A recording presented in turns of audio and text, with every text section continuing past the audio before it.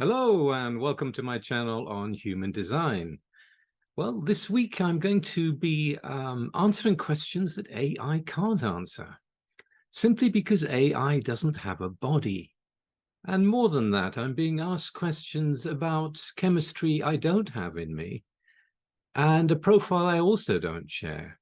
So my insights that I will share with you answering these questions come from experience and come from the science itself.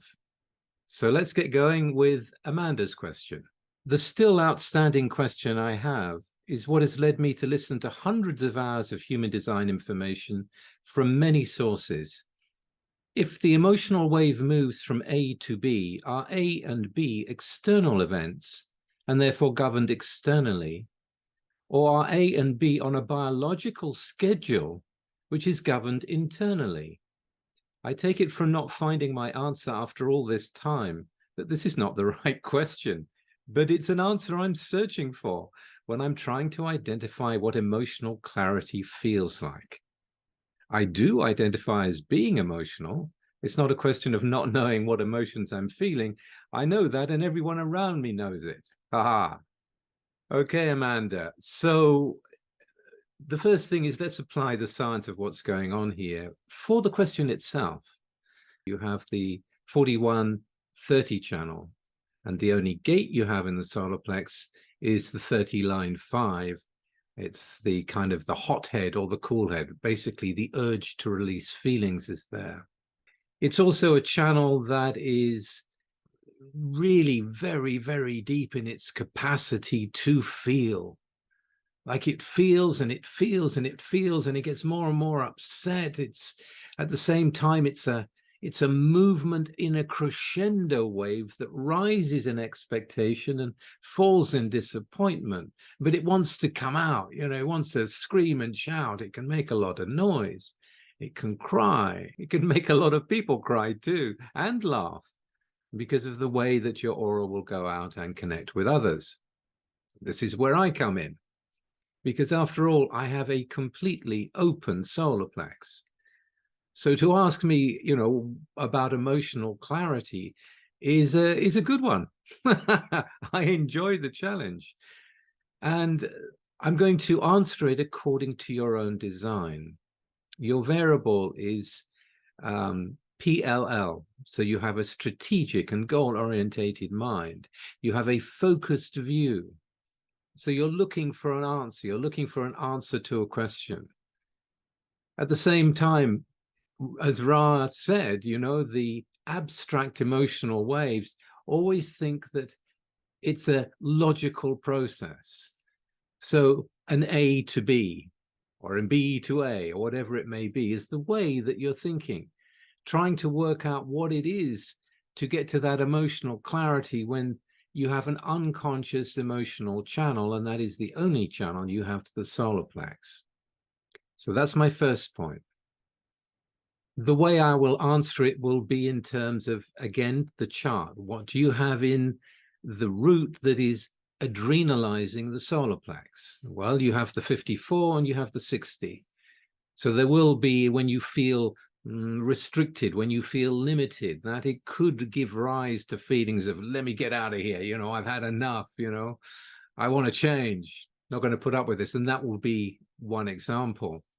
The 54 in terms of ambition, when you're trying to get somewhere and someone blocks you, again, the emotions, I imagine, will be something that will fly into the feeling.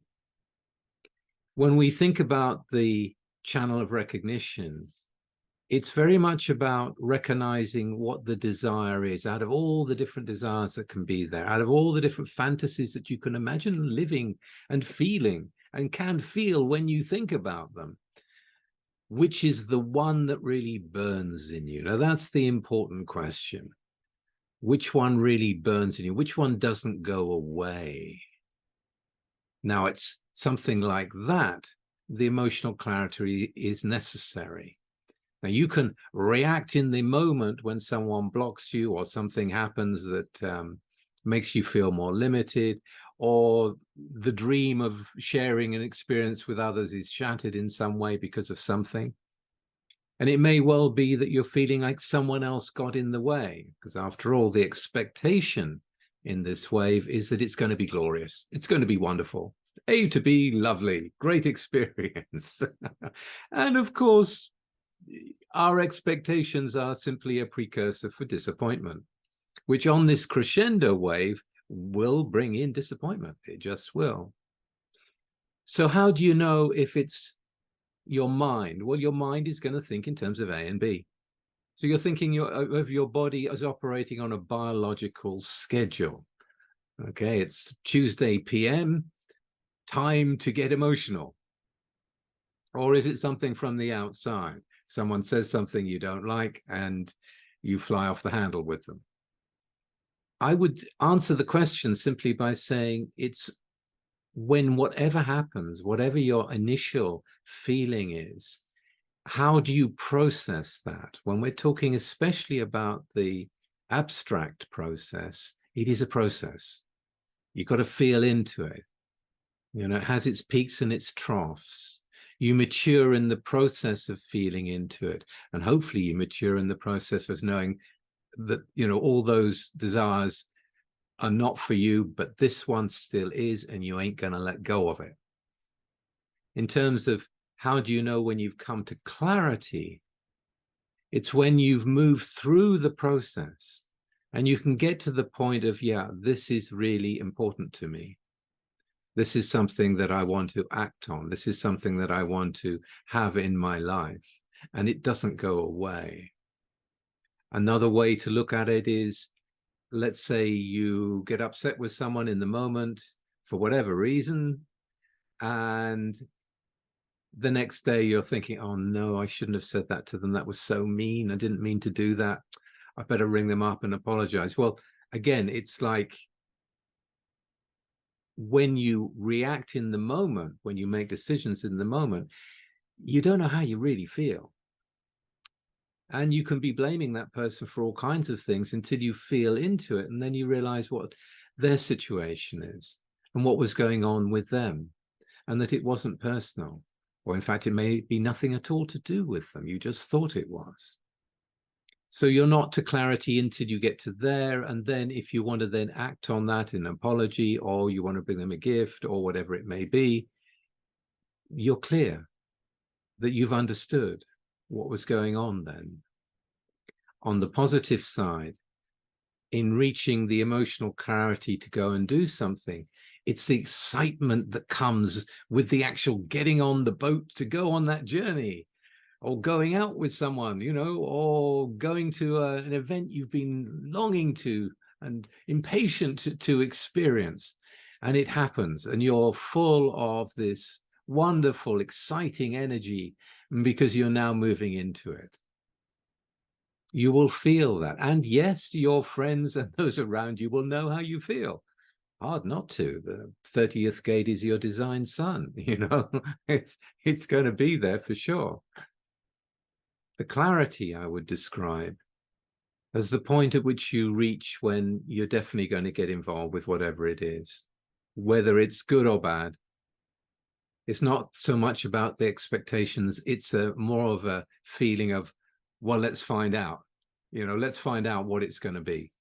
I got the energy now to get excited about it. I want to complete the circuit. I want to go into the experience. I want to be able to reflect upon it afterwards. Remember, the solar plex is adrenalized. You know, it is pumped up to be able to feel deeply. You know, the urge to merge, the urge to get into the experience, the urge to share it with others is going to be there for you if it's the experience that you resonate to.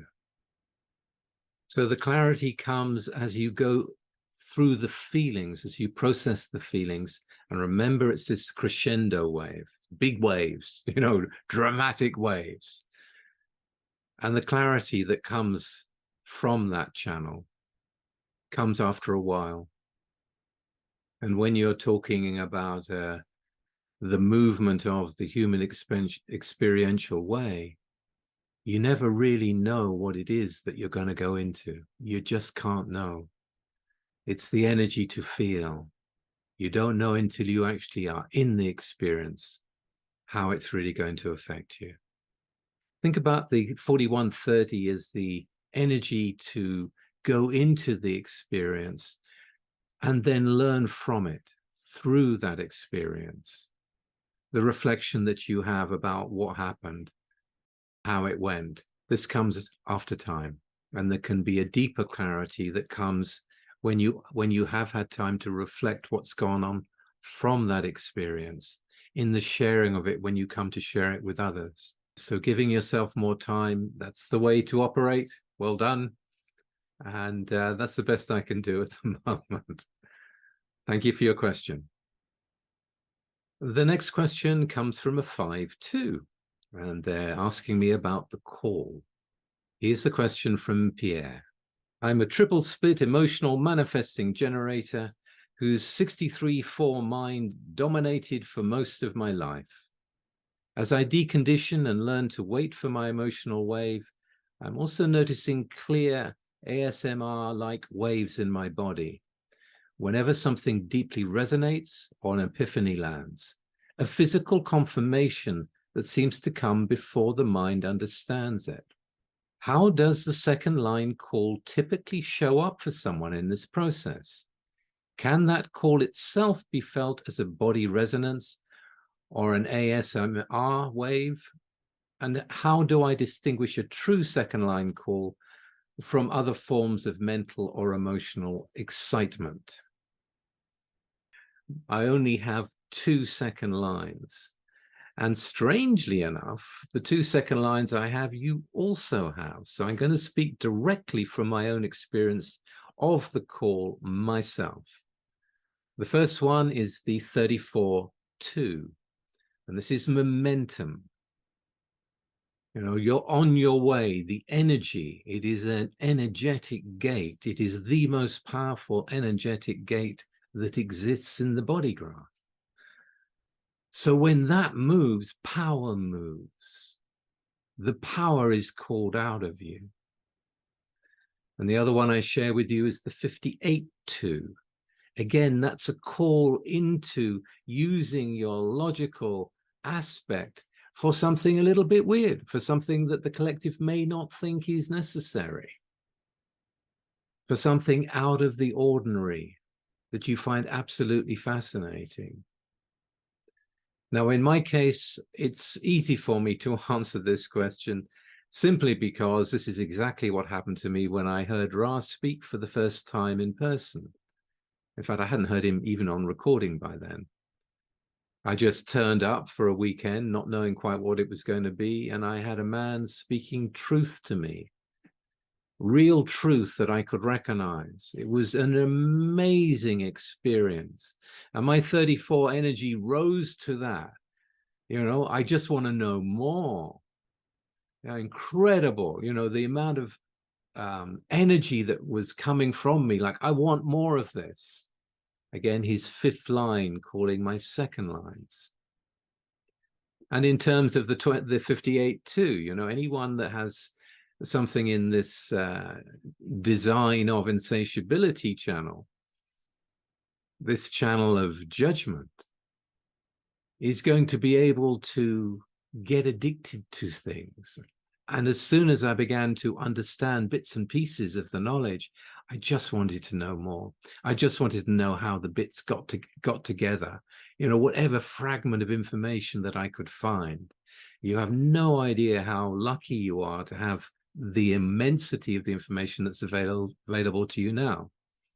The problem you have, of course, it didn't come directly from Ra, and there's a lot of wishy-washy, you know, half-baked truths in there from people that haven't been trained properly. You have that to deal with. But in my case, there was only one source. So it was easy for me in a way, like, well, how do I learn more? I go where Ra goes. I listen to him. And so I ended up following him around the world just to hear from his own knowing in person what he was sharing, what he was laying out for us. And my energy continued to go. This is the call. The call is like moving into a pilgrimage. You know, you're self-motivated to get into it. and no one can talk you out of it. Even when you start speaking numbers, like in human design, and your friends are going, what the hell's the matter with you? What are you talking about? You're just talking numbers to me. Doesn't matter. You're on the trail. You want to find out more. It's all fitting together for you. And your 63-4 will love that, because there really are answers. And there's also a whole lot more questions. And that comes from just letting the strategy and authority take over, of going fully into the experiment yourself. And you find out for yourself what is true for you. And the call, once you've been called, is like the hermit turning into the missionary. The hermit going, no, just leave me alone, to the missionary going, you got to hear this. Let me show you this. It's like you're on it. You're on the path. You're on the pilgrimage. You've been called to it. And it involves your energy. And it involves the joy that you get from that 58 when you are involved in something that you really love. That's what a call feels like. If I was to speak for myself, it seems to be like something that was inevitable, something that was like a miracle to me after decades of trying to find the truth. Some little guy comes and sits on a chair and begins to speak it. Wow, was I surprised? I mean, I would not have believed it if I hadn't been there myself. So that's how I regard a call. So yes, it's body felt in your case. It's body felt in your case. You've also got, in your triple split design, you've also got access to the spleen, and the spleen gives its physical information with the tingles that run through the body and the shivers that run up the spine, etc. So with you, yes. And your emotional wave is one of the slowest waves possible. So, it ratchets up and it ratchets down. It's a slow moving wave. So it's got to build and build and build. There are no second lines in your emotional field. That should also give you another aspect of this answer to consider. So look at your second lines. Those are the ones that are going to be called. And you have the 20 line 2 also in your chart, so that can be called. And that's a restrictive awareness in the now. So again, your world may be narrowing down as the call takes you into a very specific, perhaps even a niche area of life. But that's what you want to get involved with. That's what you want to know about. That's what you want to talk about. And does it have a physical correspondence? Yeah. When you're talking about it, you're probably going to be smiling. You're going to be, again, the missionary in that. You're talking about what you love to talk about, because it can open up so many doors in so many ways. Okay, thank you for the question. I hope that's been helpful. Thanks. And the final question comes from Charity. This is their question. I'm trying to understand more about having all my defined centers unconscious, meaning I have no fully conscious channels. I am having a hard time finding information. What it means is you have no conscious anchor to identify as being you. There's no one channel that is always there. And you can say, well, I'm always this, because there isn't any psychological anchor. At a physical level, there is. But at a psychological level, you may still be thinking, well, who the hell am I? Who the hell am I? How do I relate to this? You don't consciously relate to it. It's something that you get to find out. And before you think, oh, that puts me at a great disadvantage, it doesn't. It doesn't. It can actually be a great advantage for you to have no anchor in the psychological sense when dealing with other people. It enables you to receive from them in a different way to those that do. But that's what I would say to you. You can't say, look, I am this. So you don't identify at a psychological level with any particular channel theme. And yes, it can be very confusing, especially when one is younger. But that's the way it is, you know? You have to embrace that and see how it plays out. All right. Well, I hope you all enjoyed that. I certainly did. And if you did, please like, share, and subscribe. I'll be back again very soon with something completely different. Bye for now.